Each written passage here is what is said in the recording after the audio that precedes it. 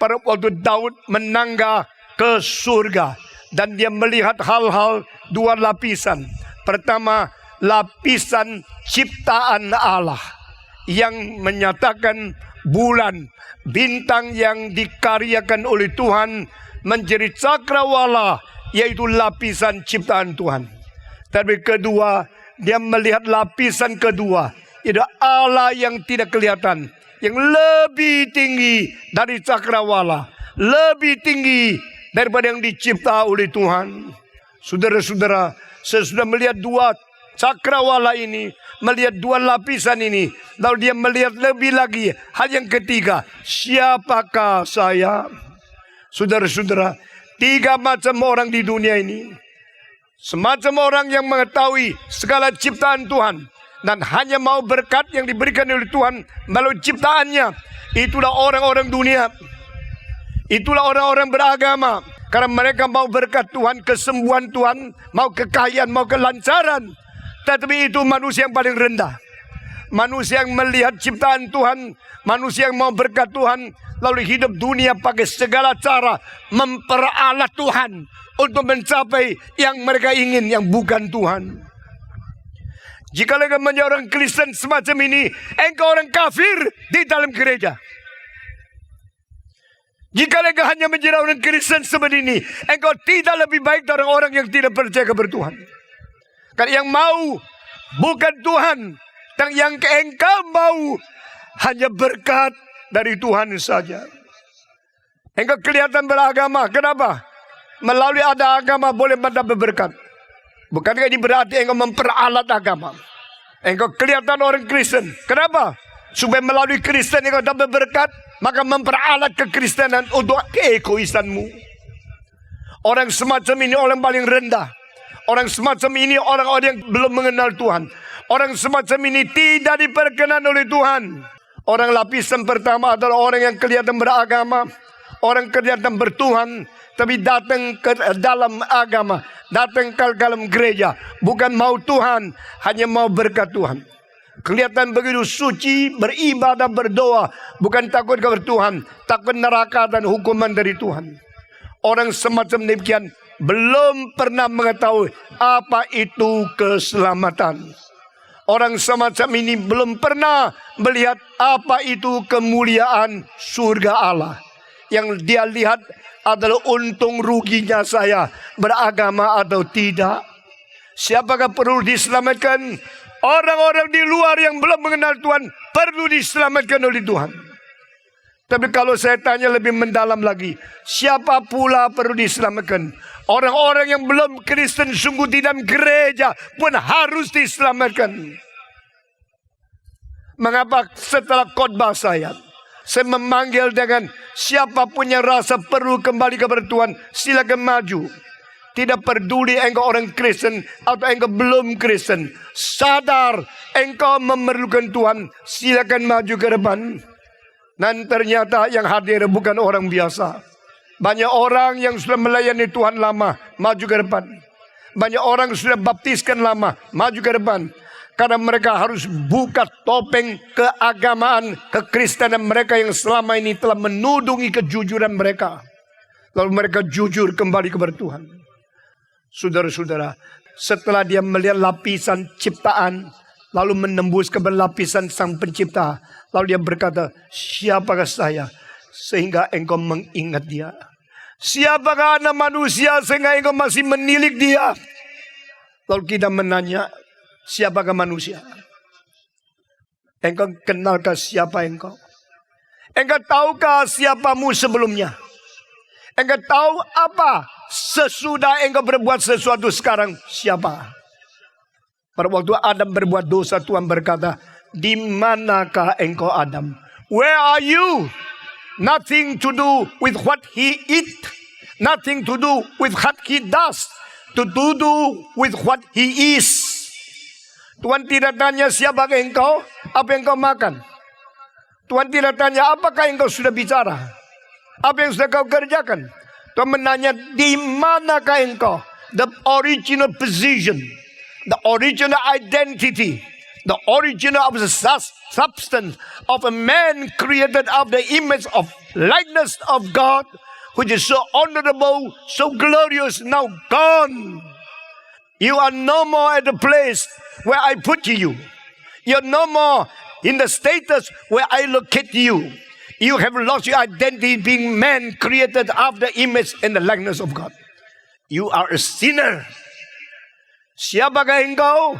Engkau sudah kehilangan harkatmu, kehilangan identitasmu, kehilangan posisimu yang tadinya dicipta menurut beda dan teladan Allah.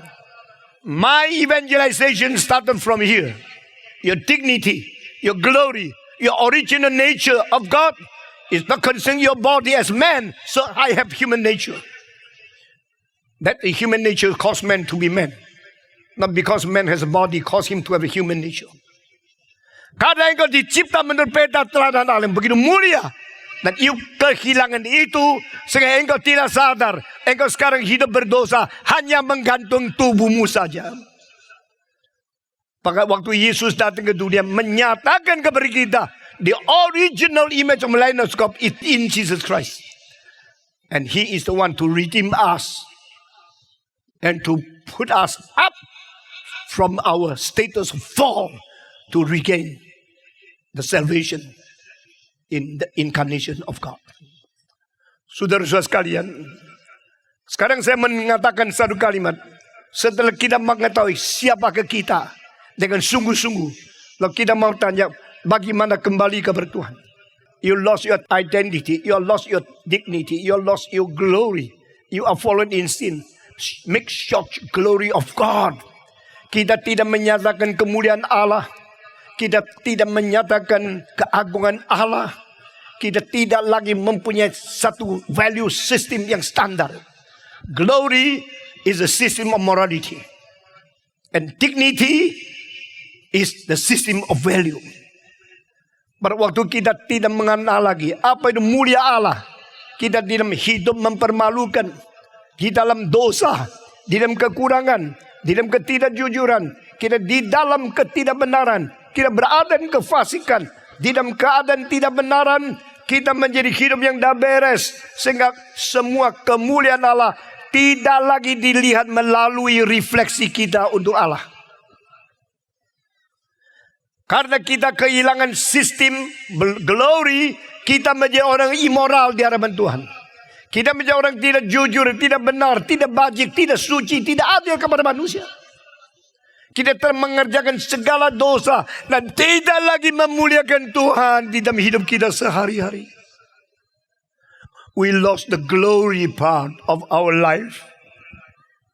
And we lost the honorable part of our life. Kita kehilangan kehormatan.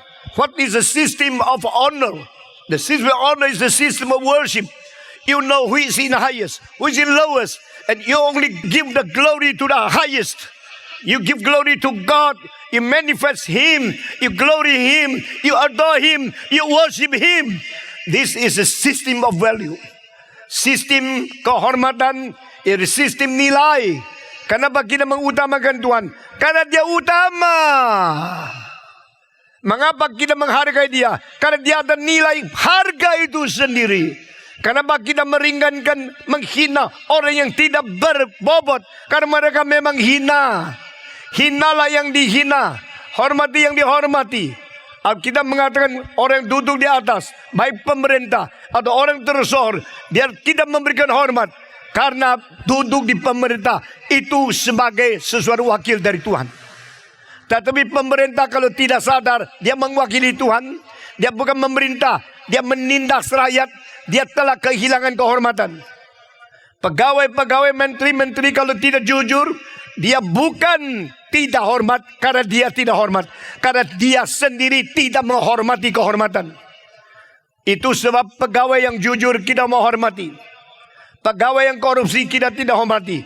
Bukan kita tidak mau menghormati, karena dia sendiri tidak menghormati suatu status yang sebenarnya hormat. Dia sendiri menjual kehormatan itu.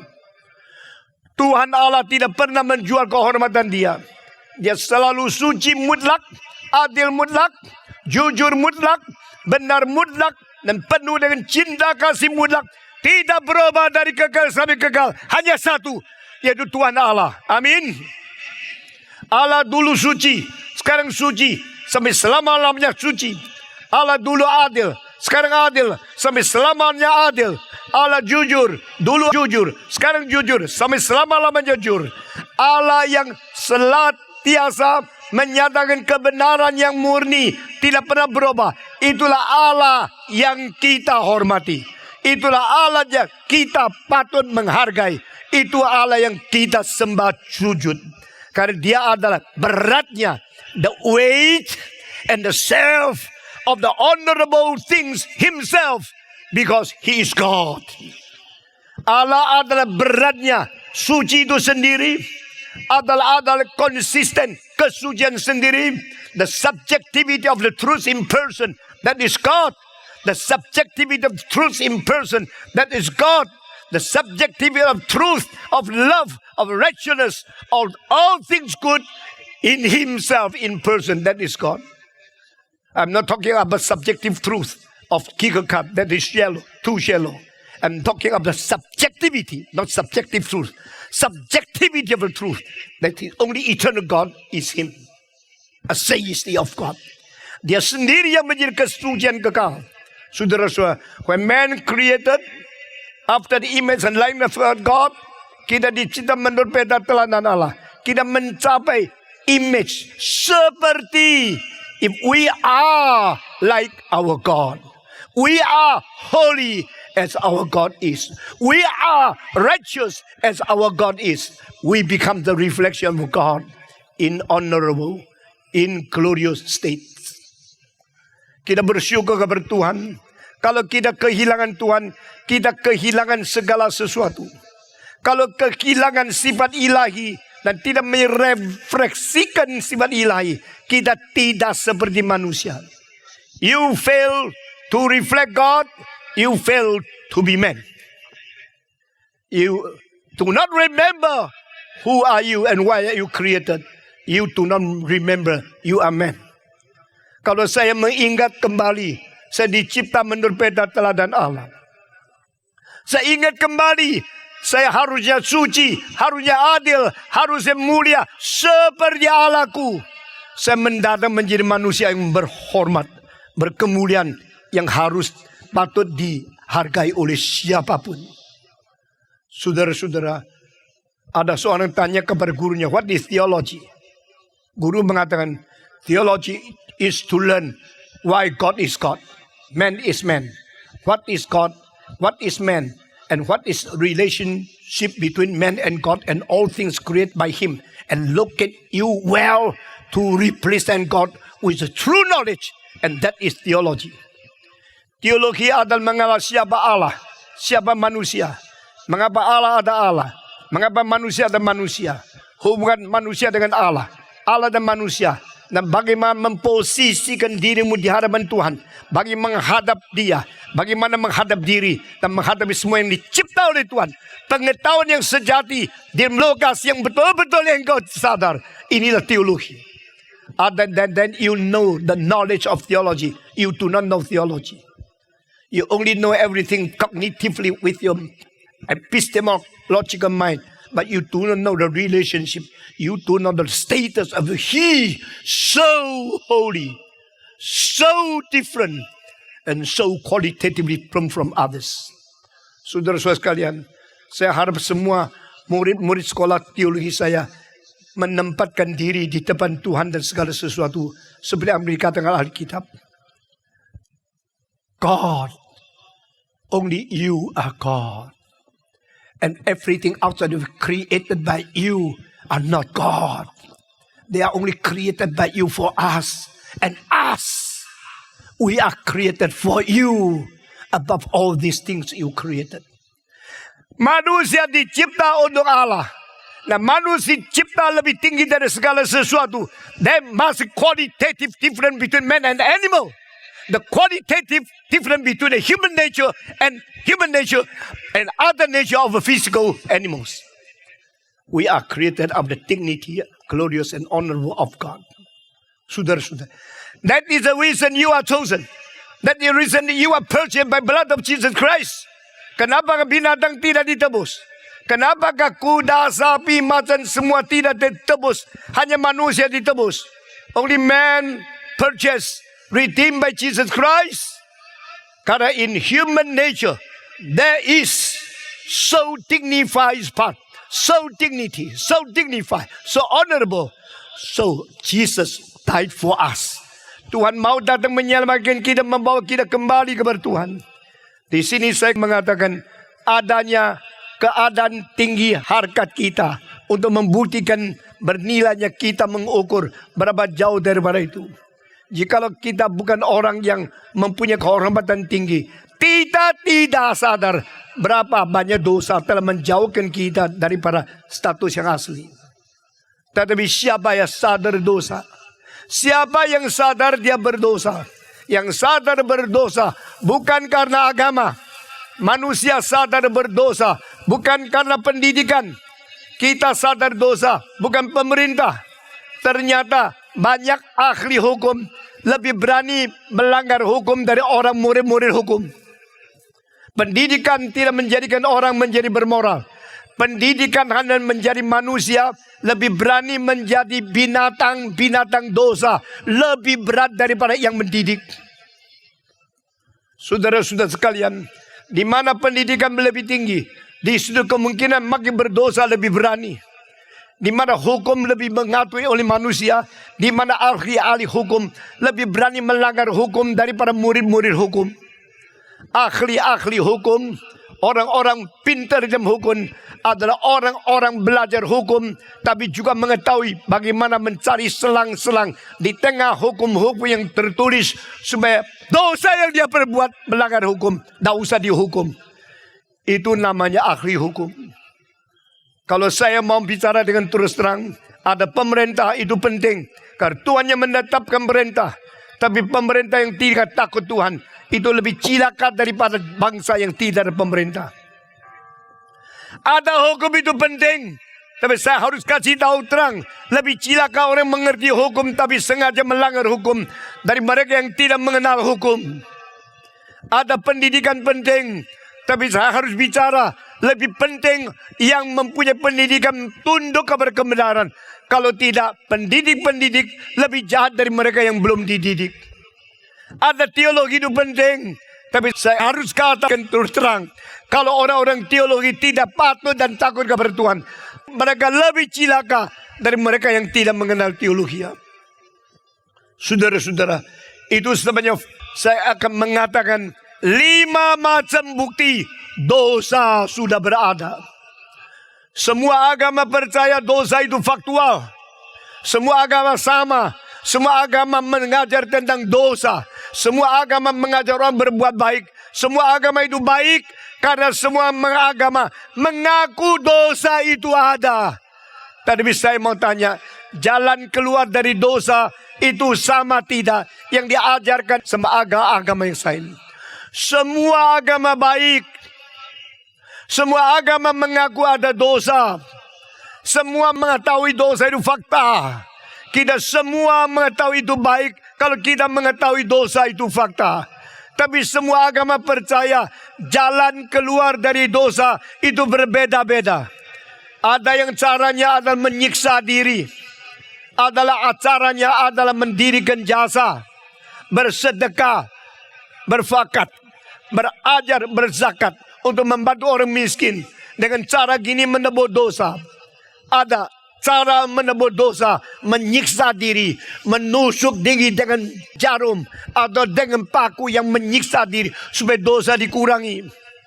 Tetapi jasa dan jalan keluar dari dosa yang sebenarnya itu di mana? Saudara-saudara, malam ini saya akan memberitakan 5 fakta dan saksi tentang adanya dosa. Fakta pertama, manusia berdosa bukan karena diakui oleh manusia, tetapi karena kesaksian Tuhan Allah. Saya kalau mempunyai penyakit paru-paru, saya mengatakan sendiri, saya mempunyai penyakit paru-paru. Itu pengumuman saya sendiri. Itu sah tidak? Tidak sah. Kalau saya pergi ke dokter dengan ronsen, lalu ujian itu menyatakan benar saya bersakit paru-paru, kesaksian itu lebih sah daripada pengakuan saya. Demikian the first witness to show that human beings are in sin. The first witness is the word of God. Firman Tuhan menjadi saksi pertama, engkau berdosa. Di dalam kitab suci telah menyatakan apa itu dosa. Sehingga kitab suci firman Tuhan memaparkan semua dosa dari manusia. Melalui firman Tuhan yang berkata kami berdosa, maka saya tahu saya berdosa. Engkau tahu engkau berdosa karena firman Tuhan berkata demikian. Sehingga kita harus takluk kepada firman Tuhan. We should submit to the word of God. Because God never tell lie. What God told us is totally true, absolutely true. Alkitab mengatakan kita berdosa. Firman Tuhan mutlak benar. Dan Alkitab mengatakan Tuhan menyaksikan kita berdosa. Pada saat seseorang datang ke kaca, dia harus jujur dan harus terima apa yang dilihat dari kaca yang sungguh-sungguh. Kaca yang rapi, kaca yang rata, kaca yang bersih, kaca yang bermutu tinggi, akan jujur menyatakan semua kelemahan kenajisanmu secara jujur. Demikian tidak semua agama bersih seperti itu. Tapi firman Tuhan seperti kaca. Firman Tuhan yang total bersih seperti kaca yang mutlak jujur menyatakan dosa manusia.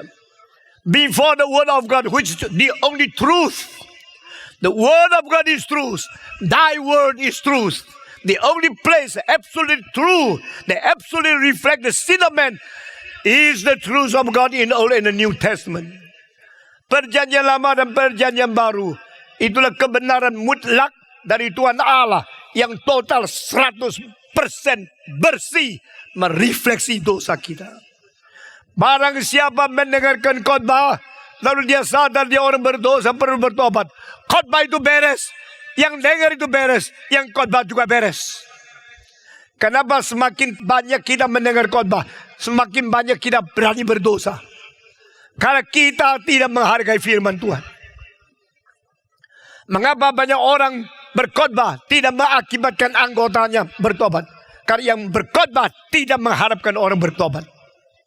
Mengapa banyak orang sudah dengar khotbah tetap hidup diam dosa, tidak bertobat? Karena dia datang ke gereja bukan mau firman Tuhan, bukan mau bersih, bukan mau suci, tapi dia mau pura-purakan diri menjadi orang beragama. Sekali lagi, barang siapa yang berkhotbah sungguh-sungguh, lalu ada orang bertobat sungguh-sungguh, yang khotbah benar, yang dikhotbahkan benar, yang dengar khotbah itu juga benar, tiga-tiga benar, tiga-tiga takluk kepada firman Tuhan. Biar pendeta-pendeta takluk dulu kabar firman Tuhan. Hidupmu suci menurut firman Tuhan. Baru engkau berani naik ke atas mimbar berkhotbah mewakili Tuhan. Amin. Biar pendeta-pendeta yang berdiri berkhotbah berani menjadi orang jalan ke kebenaran. Baru engkau berani, berhak naik mimbar berkhotbah mewakili Tuhan. Biar semua orang mendengar khotbah, hatinya mau kebenaran Tuhan, sungguh-sungguh mau dengar firman, sungguh-sungguh mau bersih, sungguh-sungguh hidup suci. Sehingga dengarkan firman, engkau bertobat tinggalkan dosa, menyatakan engkau orang yang sungguh-sungguh mendengar firman Tuhan. Amin. Jika engkau mendengar firman tidak mempunyai motivasi mau suci, engkau telah memperalat Allah, engkau menjadi orang pura-pura. Makin dengar firman Tuhan, makin jauh dari Tuhan. Makin engkau dengar khotbah, makin pura-pura hidupmu. Berapa lama jadi orang Kristen? Tidak masalah. Jangan sombong, saya 50 tahun jadi orang Kristen. Berapa lama engkau bersih mau dengar firman Tuhan dan mau bertobat? Itu yang penting. Kalau engkau mulai dari hari saya mau bersih, saya mau dengar firman Tuhan, saya mau sungguh-sungguh hidup suci dan meninggalkan dosa, mulai saat itu hidupmu beres. Mulai saat ini hidup rohanimu baru mulai hari pertama di hadapan Tuhan. Jangan sombong karena nenek moyangmu Abraham. Jangan nenek moyangmu sudah lama bergenerasi menjadi majelis, papa mamamu adalah pendeta dan sebagainya.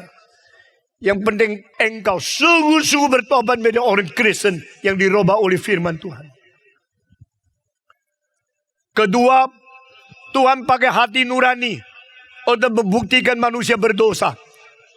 Istilah hati nurani di dalam bahasa Greka adalah syneidesis. Di dalam bahasa Ibrani justru tidak muncul di dalam seluruh kitab suci. Tapi di dalam perjanjian lama, hati nurani diwakili oleh hati. Istilah nurani tidak terjelas. Meskipun istilah terang cahaya itu ada.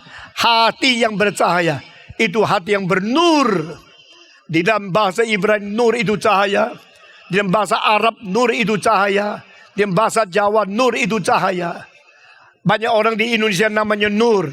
Orang Islam namanya Nur. Nur itu sering ada. Karena Islam nur itu adalah cahaya. Tuhan telah memberikan cahaya di hati manusia.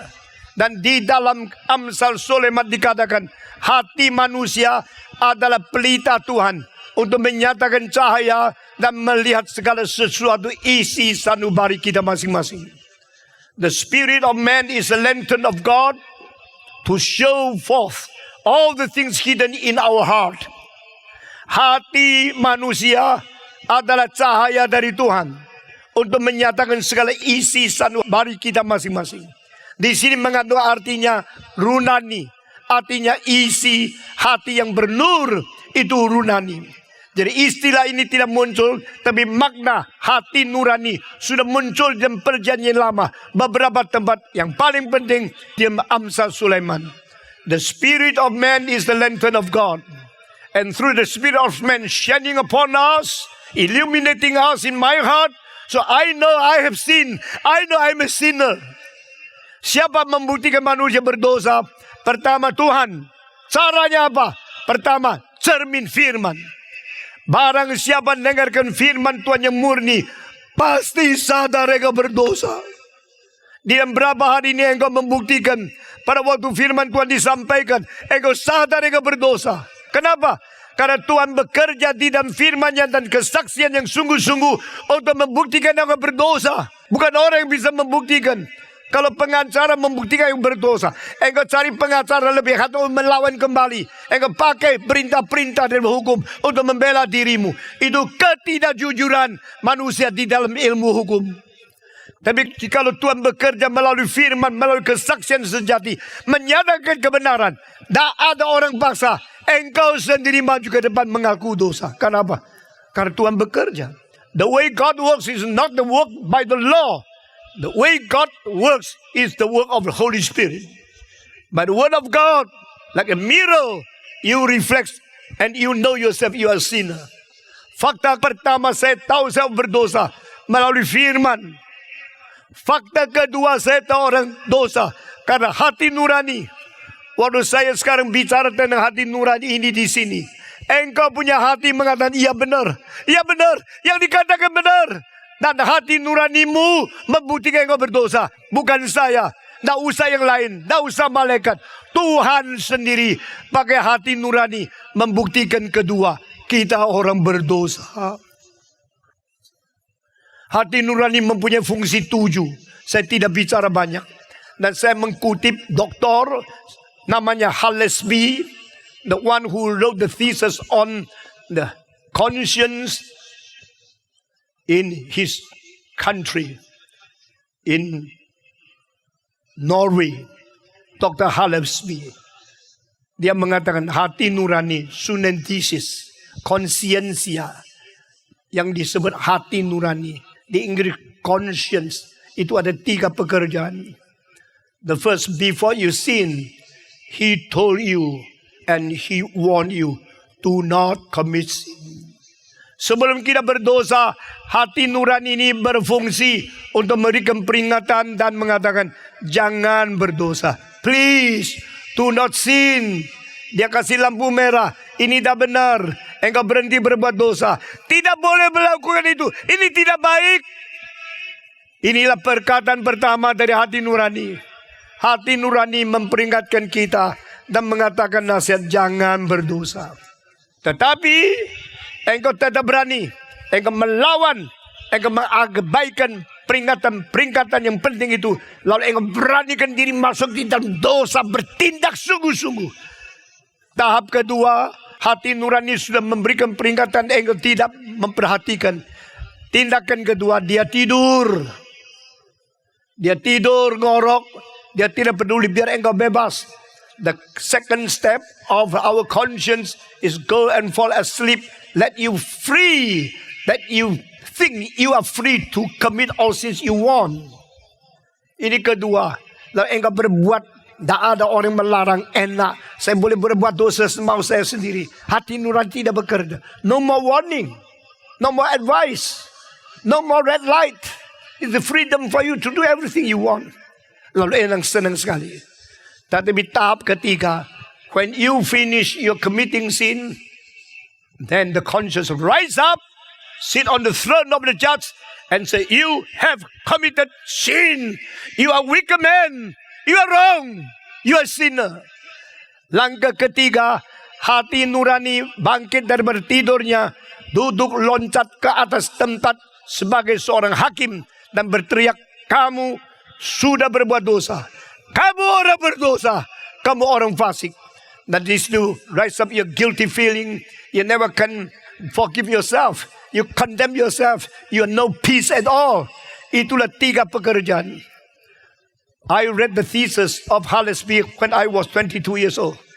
And I developed my thinking of 7 steps of the works of the conscience according to the Bible, which I do not have time to share to you today. Saya sendiri memperkembangkan 7 langkah daripada kalimat pekerjaan hati nurani dalam hidup manusia menurut kitab suci. Saudara-saudara, hari ini saya ambil 3 langkah yang diambil oleh Hallesby. Dan saya berkata kepada engkau, musuhmu yang terbesar bukan dari luar. Musuhmu yang terbesar adalah dirimu yang melanggar Tuhan. Dirimu menjadi dirimu yang mau menjalankan kehendak Tuhan. Engkau tidak mungkin mentaati Tuhan kalau dirimu menjadi musuhmu.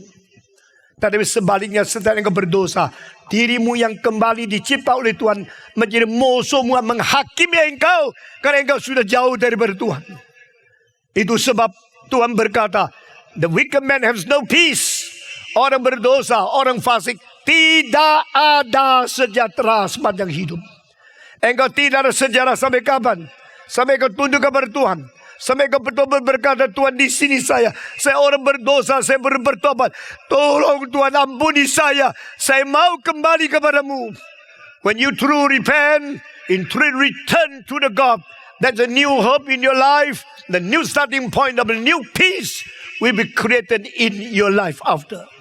Saudara-saudara, sesuatu yang akan jadi, engkau mulai mendapatkan sejahtera setelah engkau bertobat. Ini adalah kedua.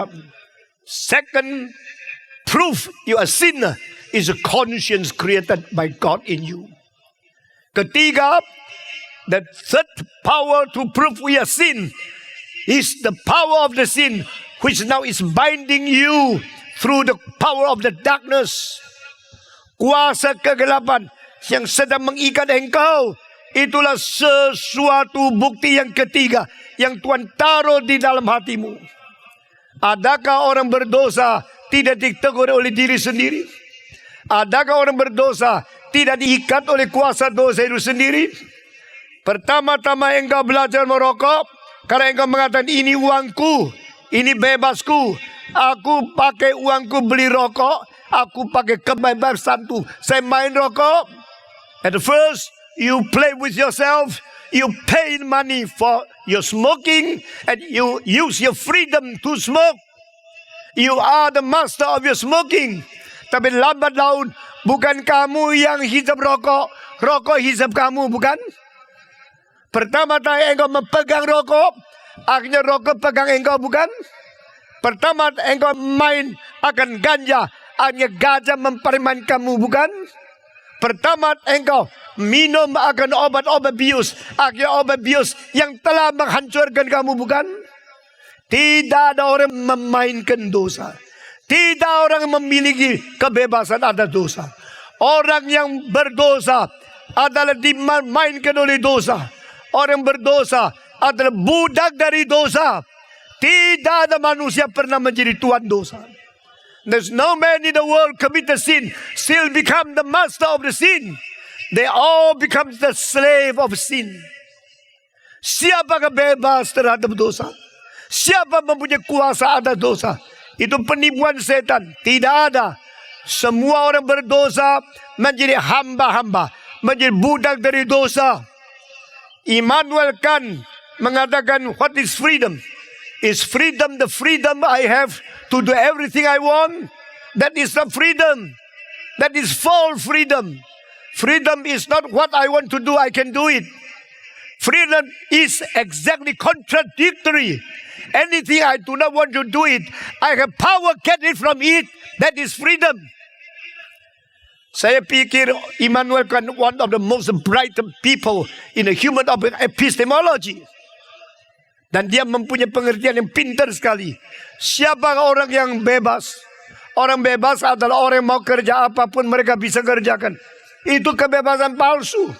Freedom is not what you want to do it, you can do it. Freedom is just contradictory to that. You do not want to do it, but you have the power to oppose it. You have the power to get it from it. You have the power to free yourself from all things you want to do and you can do.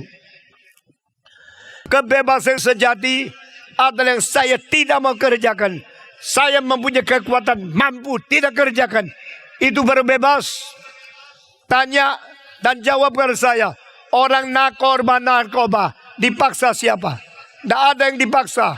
Semua atas kemauan sendiri untuk minum narkoba. Lalu saya tanya, siapa narkoba sudah jatuh ke narkoba, mempunyai kekuatan sendiri untuk melepas dari narkoba? Tidak ada. They have the freedom to choose committing sin. No freedom to get it from sin.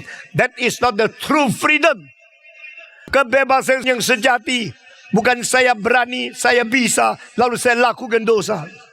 Kebebasan sejati, saya mampu keluar dari ikatan saya menjadi orang yang sungguh-sungguh bebas. Sejarah membuktikan tidak ada kemampuan itu di dalam sifat manusia yang sudah terikat oleh dosa. Sejarah membuktikan tidak ada manusia yang masih bisa menguasai dan bisa melapasi dosa yang dia pernah perbuat di hadapan Tuhan. Itulah sebab Yesus berkata di dalam Yohanes pasal 8 ayat 34, Verily, verily I tell you, whosoever commit sin, he is a slave of sin. Yesus berkata di dalam Yohanes 8 ayat ke-34, barang siapa yang melakukan dosa, dia adalah hamba-hamba dosa. And 36, dia mengatakan, if the Son of God set you free, then you are truly free. Jikalau anak Allah membebaskan engkau, barulah engkau sungguh-sungguh bebas. Dosa membuktikan kita sudah berdosa. Kuasa dosa menyaksikan bahwa kita berdosa. Ini ketiga. Tuhan membiarkan kuasa dosa mengikat manusia. Tuhan membiarkan dosa yang diikat, dosa yang telah mengikat manusia sendiri mengeluh dan mengaku, saya berada di kuasa dosa. Saya tidak ada kebebasan karena saya sudah diikat di dalam kuasa dosa. Saudara pergi ke penjara, saudara tanya kepada mereka satu persatu, sekarang bagaimana perasaanmu? Mereka dengan air mata mengatakan, ternyata akhirnya saya dikalahkan oleh dosa. Ternyata akhirnya saya menjadi budak dosa. Dan saya mau melepaskan, tidak bisa. Yang rokok tidak bisa tidak rokok. Yang narkoba tidak bisa bebas narkoba. Yang membunuh tidak bisa keluar dari pembunuhan. Baru di Taiwan tercatat satu hal. Seorang memperkosa anak perempuan sendiri. Setelah 28 tahun tertangkap masuk penjara. Dan dipenjarakan 8 tahun. Setelah 8 tahun dia lepas. Baru lepas 1 minggu. Memperkosa anak perempuan lagi sendiri. Sifat dosa yang berada di dia sudah menjadi kuasa dan celangkamkan dia. Dia tidak ada kekuasaan untuk membebaskan diri. Lalu ditanya wartawan, engkau baru di penjara berapa tahun? Engkau belum takut? Dia mengatakan, saya harus dipenjarakan. Memang saya berdosa. Tetapi sifat dosa saya tetap suruh saya berdosa lagi, mau apa? Karena saya mempunyai nafsu yang sama, tidak pertobatan. Kecuali pertobatan dari Tuhan, pertobatan pencerahan dari Yesus Kristus. Kecuali kuasa Allah membebaskan engkau. Engkau tidak pernah memiliki akan kebebasan. Barang siapa berbuat dosa, dia ada hamba dosa. Tetapi barang siapa yang dapat keselamatan, anak Allah memberikan kebebasan, baru engkau bebas sungguh-sungguh dari dosa. Saya sudah melayani Tuhan 56 tahun. Saya sudah masuk penjara berpuluh-puluh kali. Dan saya melihat orang akan dibunuh 2 hari kemudian. Waktu saya suruh dia berdoa lebih dekat Tuhan dari doa saya. Dia berdoa seperti kalimat-kalimat di Mazmur. Waktu dia doa saya menangis. Karena dia mengetahui dia harus mati ditembak. Dia tahu berapa dosa adanya dia. Berapa besar dosanya. Lalu dia sebelum mati minta pengampunan dari Tuhan. Suaranya menggetarkan hati saya. Inilah manusia yang mengenal Tuhan. Dari mereka yang sementara belum mau mengenal dan berdosa melawan Tuhan. Inilah manusia 2 hari kemudian akan ditembak. Dia akan kembali kepada sang pencipta dia. Dan dia menyiapkan hati untuk bertemu kepada Tuhan. Ampunilah ya Allah. Manusia seperti saya yang telah membuang engkau. Manusia seperti saya memperkosa manusia yang lain. Manusia seperti saya pernah membunuh ciptaanmu yang lain. Yang tidak layak kembali kepadamu. Yang hanya layak dibuang ke dalam neraka. Jikalau engkau masih belas kasihan, engkau masih buka lenganmu lebar-lebar dan mengizinkan anakmu kembali kepadamu. Bersihkan hatiku. Aku malu melihat mereka yang pernah aku perkosa, yang ku bunuh. Kalau aku sudah masuk surga, aku malu menemukan mereka lagi.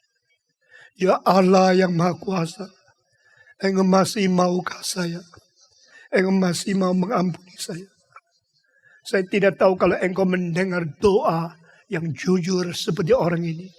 bagaimana hancur hatimu. Saat itu saya tidak lagi menganggap khotbah-khotbah pendeta itu hebat.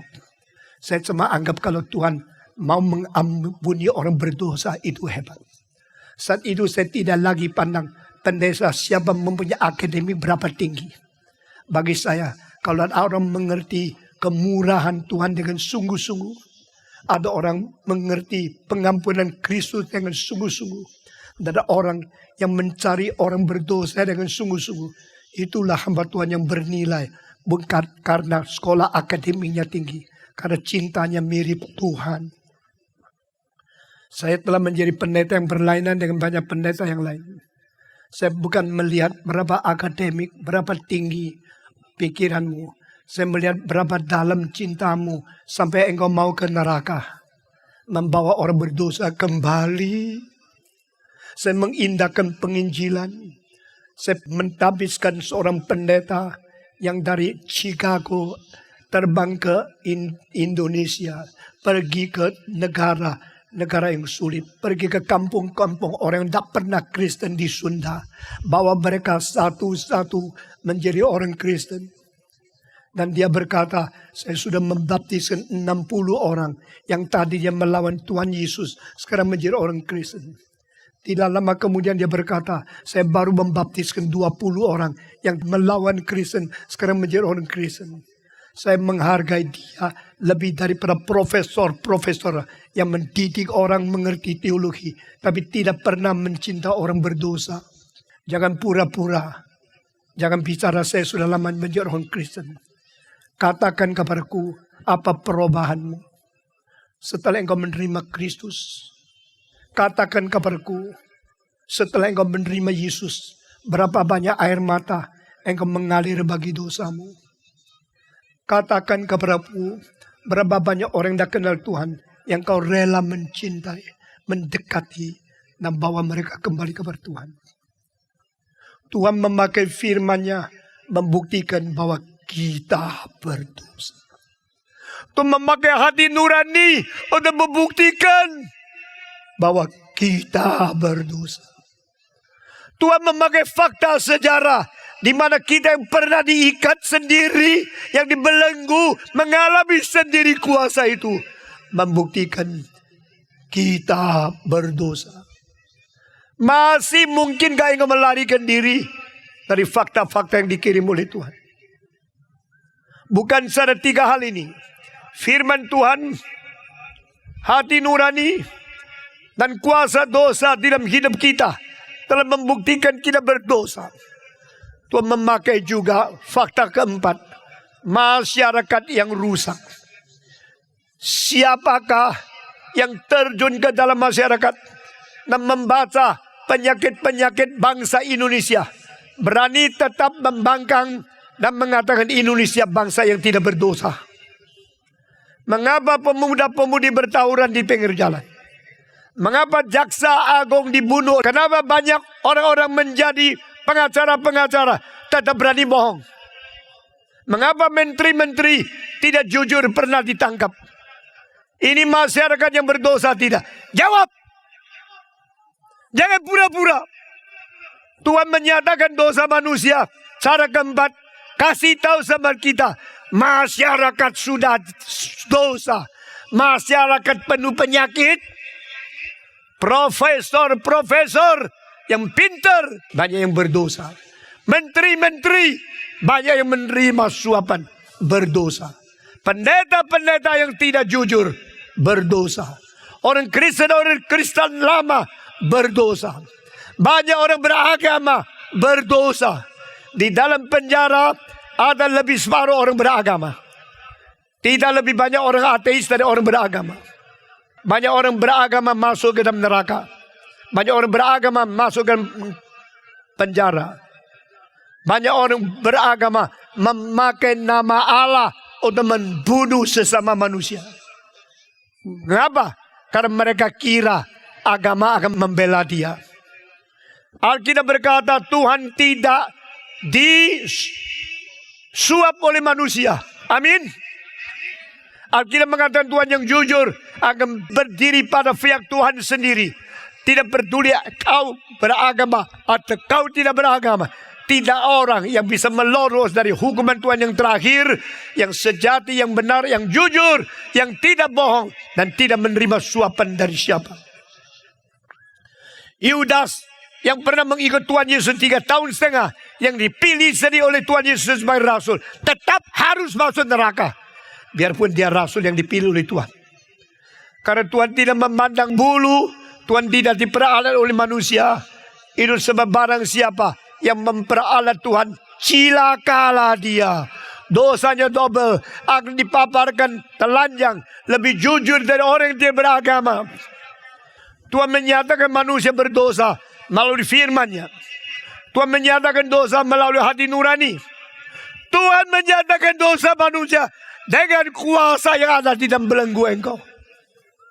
Keempat, Tuhan menyatakan dosa manusia melalui saksi masyarakat sudah menyakit. Pendidikan penyakit, pemerintah penyakit, masyarakat penyakit, seluruh umat manusia penyakit, seluruh umat dunia penyakit. Penyakit yang berada di dalam masyarakat membuktikan manusia sudah berdosa. Kalau mau bantah, bantahlah Tuhan. Bantahlah firman Tuhan. Bantahlah hati manusia. Bantahlah kepada kuasa yang melenggu. Bantahlah kepada masyarakat di seluruh dunia. Engkau bantah sama saya, tidak ada harganya. Stephen Dong nothing. Saya berdosa yang sudah tua, yang akan mati. Engkau bantah dengan saya, tidak apa. Saya tidak ada apa-apa.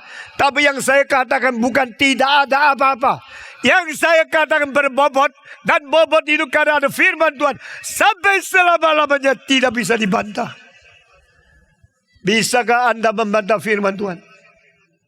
Bisakah saudara membantah hati nurani yang jujur mewakili Tuhan? Bisakah saudara membantah dosa yang melenggu engkau sekarang bersaksi? Bisakah yang membantah fakta-fakta masyarakat di Indonesia? Bukankah 4 hal ini telah membuktikan kalimat Tuhan benar? Human being are born in sin. And Kierkegaard berkata, oh God, only God, let me confess, we human beings are created by you, but we are born in sin. We are living in sin. The only power we possess is the power to hurt ourselves, the power to kill ourselves. God.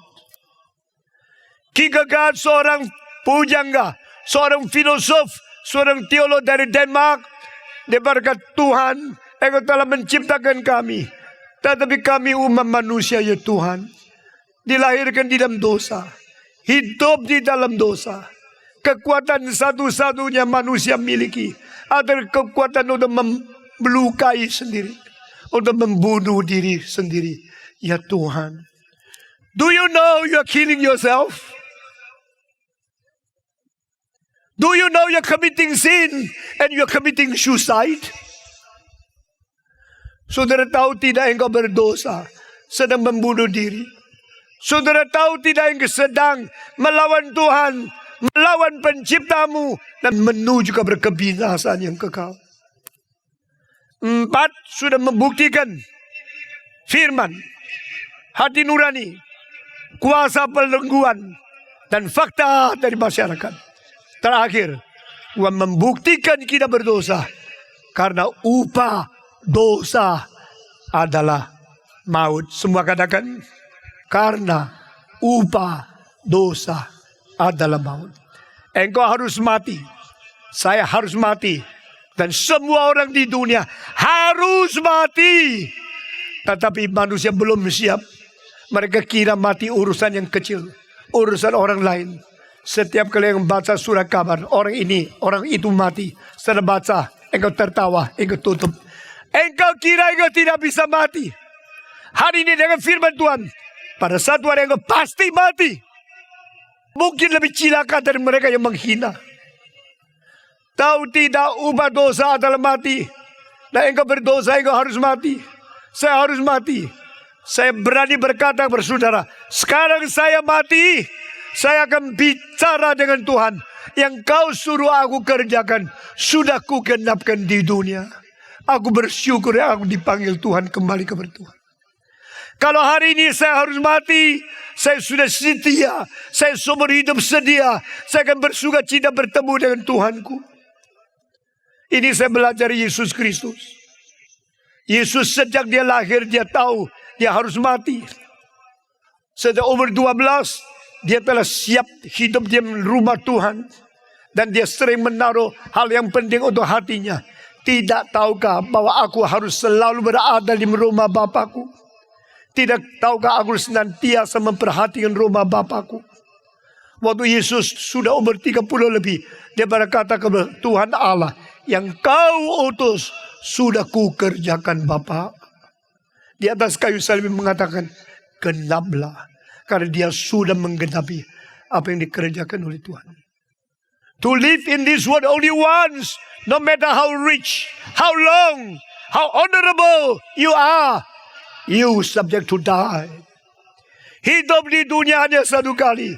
Tidak peduli engkau berapa kaya, berapa hebat, berapa berprestisius, engkau berapa sukses, berapa tinggi pangkatmu, gubernur kah, wali kota kah, jenderal kah, presiden kah, atau diktator kah.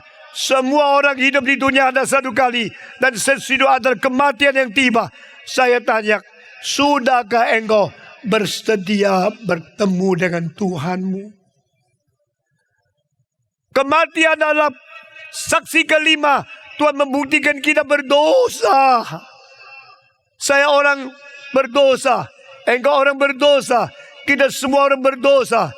Tidak ada seorang pun di tengah-tengah kita yang mempunyai kekuatan atas diri kita untuk mengalahkan dosa. Tidak seorang pun dengan kekuatan yang ada pada kita boleh melepaskan diri kita dari dosa. Dosa itu fakta. Dosa yang memisahkan engkau dari Tuhan Allah. Dosa yang telah membawa kita ke perbinasan. Tidak ada orang bisa selesaikan. Tidak ada orang bisa membuang. Tidak ada orang bisa menyangkal adanya hukuman Tuhan bagi orang berdosa. Tapi hanya satunya juru selamat. Satu-satunya jalan keluar, yaitu Kristus yang mati mengganti saya. Kristus yang mati mengganti engkau. Dia juru selamat satu-satunya. Saudara-saudara, saya memberikan panggilan kali lagi. Siapa yang berkata, Tuhan, saya sangat sadar. Saya sangat insyaf. Saya sungguh-sungguh digugat, dibangunkan melalui firman-Mu yang hidup dan yang menghidupkan. Firman yang suci dan yang mengkuduskan. Firman Tuhan yang kekal dan memberikan pengharapan yang baru kepada saya. Saya mau menjadi orang bertobat. Malam ini saya akan memanggil semua orang memberi sahutan kepada Tuhan, berespon sekali lagi. Siapa yang berkata dengan jujur, Tuhan, saya ingin hidup keluar dari dosa. Saya ingin menjadi orang diselamatkan sungguh-sungguh. Saya ingin berdoa kepada Tuhan Yesus. Hidup suci selama ini. Menjadi orang Kristen yang mempunyai hidup yang baru. Barang siapa yang mau hidup yang baru. Hidup suci. Yang mau minta pertolongan Tuhan. Cukup angkat tangan sekarang. Saya lihat siapa yang berkata, saya mau menjadi orang Kristen yang hidup baru dan hidup suci. Angkat tangan saudara. Tuhan sudah melihat kita semua. Mari kita tunduk kepala dan kita masuk di dalam doa. Semua tunduk kepala, semua berdiri di hadapan Tuhan. Mari kita berdiri bersama-sama. Mari kita semua dengan tulus berdoa kepada Tuhan. Saya minta Pendeta Lim Kok Han ke atas, pimpin kita di dalam doa. Mari kita berdoa bersama-sama. Pendeta Lim Kok Han pimpin kita dalam doa. Bapa di surga, kami naikkan syukur dan berterima kasih kepadamu ya Tuhan. Karena Engkau berkenan datang ke dalam dunia untuk menyatakan kasih yang terbesar bagi kami orang berdosa yang tidak layak Kau kasih ya Tuhan. Pada malam hari ini Kau sudah singkapkan siapa kami yang sebenarnya, yaitu kami yang orang yang sudah berdosa. Kami layak dihukum oleh Tuhan, kami layak dibuang oleh Tuhan. Tapi Engkau mengasihi kami ya Tuhan. Engkau mengutus anak-Mu yang Tuhan Yesus Kristus datang ke dalam dunia untuk mati bagi dosa-dosa kami. rela mencurahkan darahnya untuk pengampunan bagi dosa-dosa kami. Kami sungguh bersyukur ya Tuhan. Firman-Mu mensadarkan kami orang berdosa, membutuhkan Kristus satu-satunya juru selamat. Kiranya segala firman yang sudah didengar ya Tuhan tidak kembali dengan sia-sia, di mana kami boleh menerima kami sungguh-sungguh bertobat, meninggalkan dosa, menyambut Engkaulah satu-satunya juru selamat yang telah mati bagi dosa-dosa kami. Terima kasih Bapa untuk pengampunan dosa yang Kau janjikan, bahkan keselamatan yang kekal yang Kau janjikan melalui Kristus yang tersalib ya Tuhan. Terima kasih ya Tuhan, Engkau sudah mengutus hamba-Mu yang Kau kasih untuk mengsadarkan kami akan dosa-dosa kami, dan bahwa kami kembali kepada Tuhan untuk menerima anugerah keselamatan. Inilah Tuhan syukur kami Tuhan. Dalam nama Tuhan Yesus Kristus kami berdoa. Amin.